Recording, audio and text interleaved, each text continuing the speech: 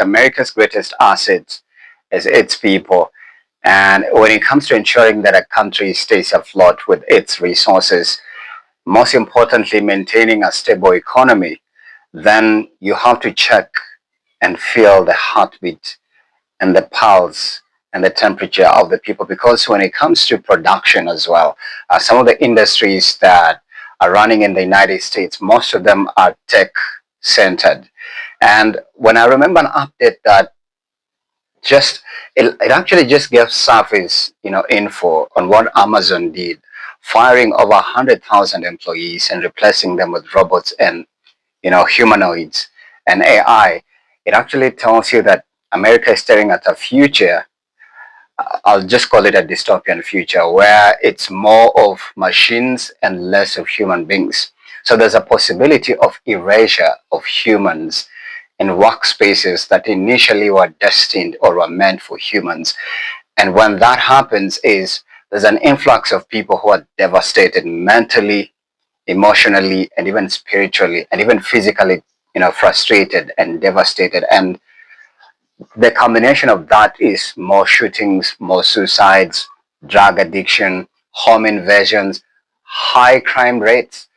And that means as well the jails are going to be extremely, full of, some of these, people that should be working in those industries.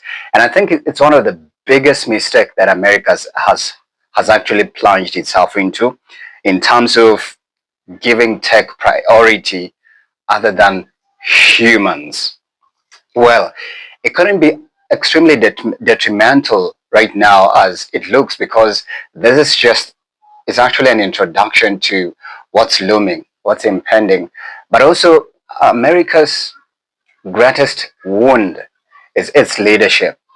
What's literally ailing the United States is instructional leadership other than collaborative leadership, in a sense that the laws and the policies are made in favor of the leader.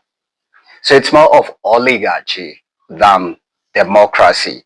And that's where it hurts the most, because I hold a strong opinion that the average American citizen is literally like the average Kenyan right here in my country in East Africa in terms of their employment, education level, um, sources of revenue, family setup, and just the whole aspect, holistic societal existence of an American can be equally compared to an African. So the only difference is that they are in a fast-paced world that has a lot of resources, but then it just looks like those resources are now unreachable for them because some of the laws, and according to what the vision of their leader and what he wants, it's kicking out, a lot of people. So I believe to solve America's problem, it has to start with leadership in a way that it's collaborative and people-centered, so that it doesn't look like it's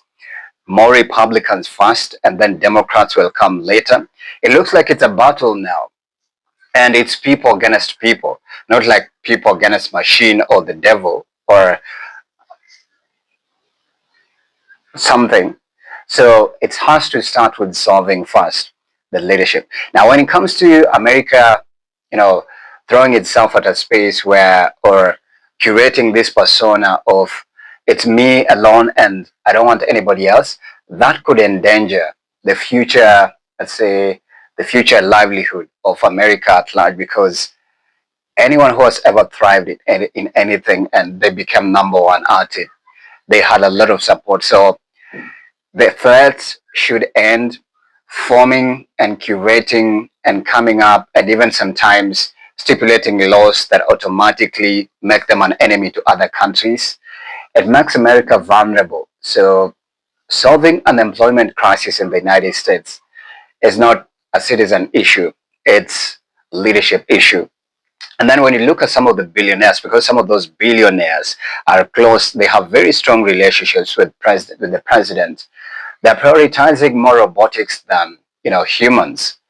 I've just mentioned an example of Amazon. The rest of the Nvidias, the Metas, and the rest, if and the Elon Musks of who is now possibly going to be the first trillionaire. If they're not prioritizing human beings in those in what they're developing, then it's a dystopia, utopia, and that could possibly render America at a place called impaired, where in futures, as some of these other countries are forming strong relationships and allies and partnerships, they could unite, and if they stand up against the United States, then America is going to be a victim. And a victim means the people will be ailing and they'll be needing external help. So make more friendships, allow people to be in these spaces, less of machines, more of human beings, and engage the people and allow feedback, allow people to take up these spaces, prioritize the people, and less of instructional leadership, more of collaborative leadership that's centered on democracy.